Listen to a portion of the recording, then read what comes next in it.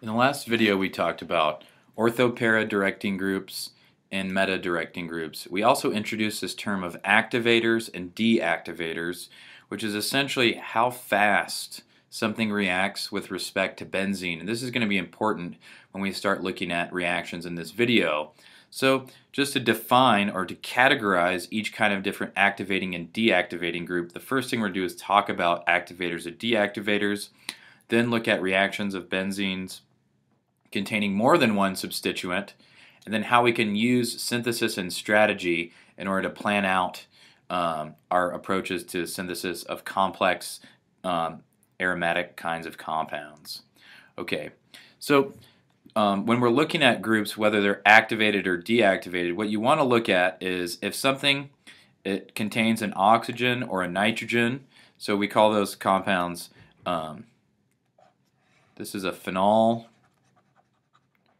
or a nitrogen containing aromatic ring is called an aniline. These are going to be strongly activated. They're going to react really, really fast. But if that oxygen or nitrogen atom is attached to a carbon-oxygen double bond, some of that electron character from that atom is going to be taken away through resonance with this carbonyl, right? So esters and amides and ethers also are only going to be moderately activated. They react fast, but not nearly as fast as these guys.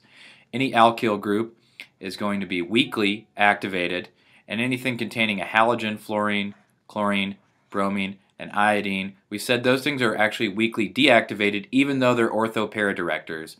So halogens are deactivated, meaning they react slowly, more slowly than any of the other activated groups, but they still direct to the ortho and the para position because of the resonance. Okay, and then when we look at meta-directors, anything that contains a pi bond directly to the aromatic ring, any pi bond directly bonded to benzene is going to be a meta-director, and it's going to be moderately deactivated.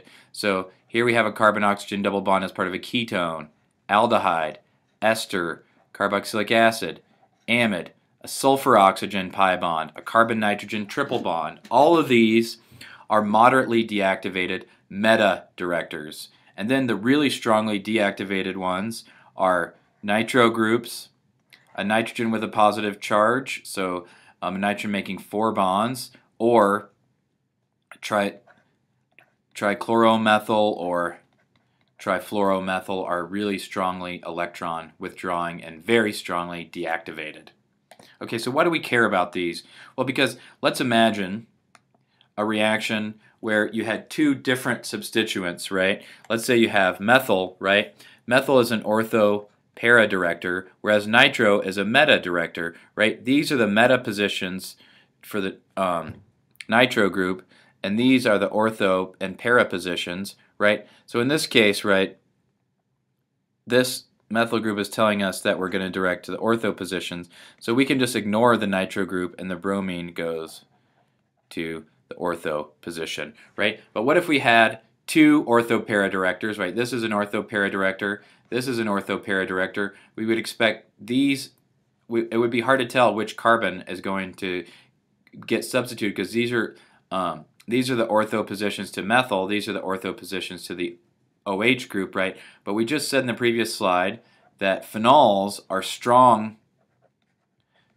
activated, whereas these are only moderately or weakly activated,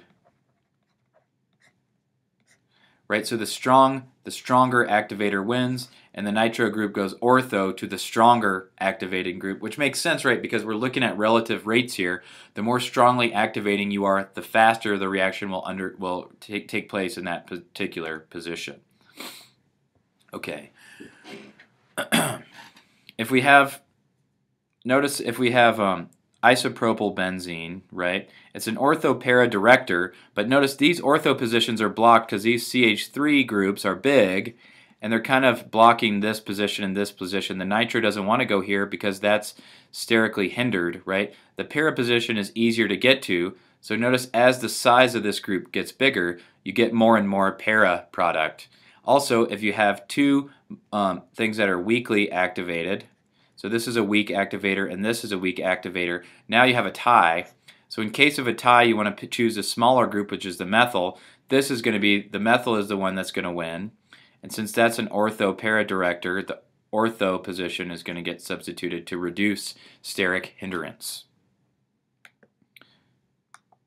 Okay, so what if you have this kind of a case, right? You have methyl, which is an ortho para director, so we would expect maybe this position and this position to be activated because of the methyl, but this is also an ortho position, whereas these are the ortho para positions for the isopropyl group.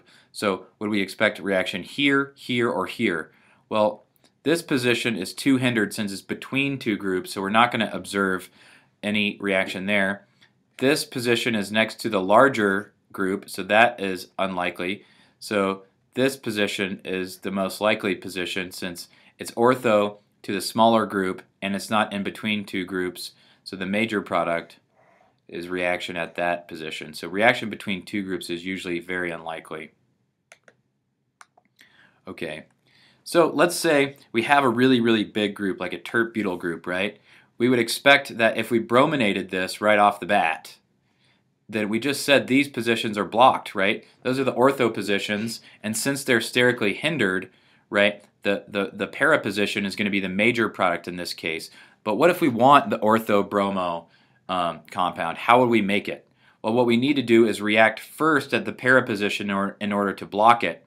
And so then the only option is to react at the ortho positions. The way we do that is with fuming sulfuric acid. Remember, that's SO3, and sulfuric acid gives us a sulfonic acid, right? Because this position is much more accessible, we get this as the major product exclusively in the para position, right? But now this is deactivating, and this one is activating, right? So this is the more strong activator. And so even though it's sterically large, the more strong activator wins. So this bromination step goes only here. And then we remember we can remove sulfonic acid with dilute sulfuric acid or sulfuric acid and water. So that takes off the sulfuric acid and we get the product that we wanted to in 3 steps. You can think about this as protecting the para position, reaction at the ortho position, deprotecting the para position.